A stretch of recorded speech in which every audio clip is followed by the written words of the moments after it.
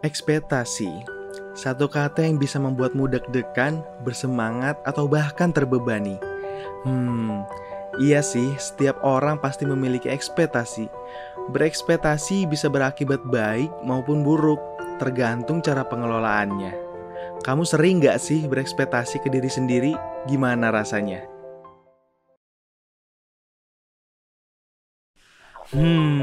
Bagi seorang pemimpin, memahami cara mengontrol ekspektasi untuk diri sendiri adalah kemampuan wajib loh. Kenapa sih? Karena jika ekspektasi dibiarkan menjulang tinggi tanpa ada kontrol, dampaknya dapat merugikan diri sendiri dan juga orang sekitar. Apa aja sih dampaknya? Terus harus gimana mengatasinya? Di video ini kita akan kupas tuntas bersama. Kita mungkin sering mendengar bahwa berekspektasi itu sewajarnya saja, supaya tidak kecewa. Karena ternyata kadang ekspektasi itu yang terlalu tinggi justru menghancurkan kita sendiri. Ada 3 dampak buruk kalau kamu terlalu berekspektasi nih. 1. Low self-esteem. Dampak dari banyak ekspektasi terlalu tinggi yang menghasilkan kegagalan adalah rendahnya kepercayaan diri. Seringkali kita berpikir, aku harus sempurna biar diterima orang lain. Akibatnya, kita akan selalu menuntut diri sendiri agar selalu sempurna supaya dapat diterima oleh lingkungan.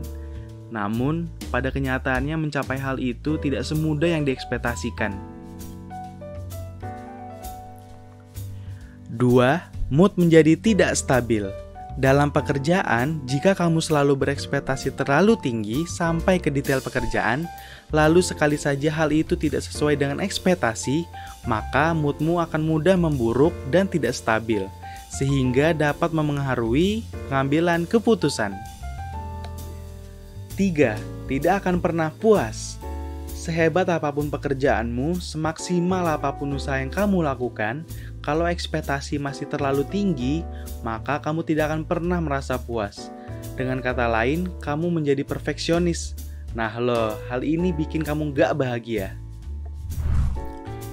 So, gimana sih cara mengontrol ekspektasimu kepada diri sendiri agar berdampak positif? 1. Sadar. Yap, hal pertama adalah kamu harus sadar kalau sedang berekspektasi terlalu tinggi. Coba tanya ke diri sendiri, apakah itu realistis? 2. Memiliki alasan dan action yang konkret. Ketahui alasan yang jelas serta action konkret di balik tujuanmu ya. Selama ada why-nya, pasti pikiranmu akan semakin terbuka. 3. Fokus terhadap hal yang bisa dikontrol.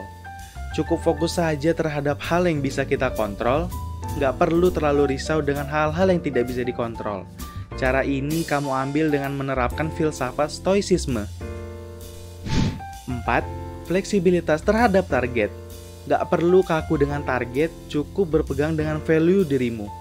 Yuk belajar untuk fleksibel terhadap target asalkan tetap berpegang terhadap value dirimu. 5.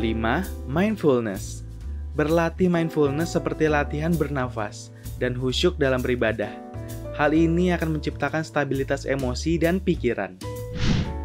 Catat nih pemimpin muda, menurut penelitian menentukan target yang menantang dan ekspektasi yang tinggi pada dasarnya tidak masalah, asalkan tetap harus realistis supaya mencapai garis akhir sesuai dengan yang diinginkan.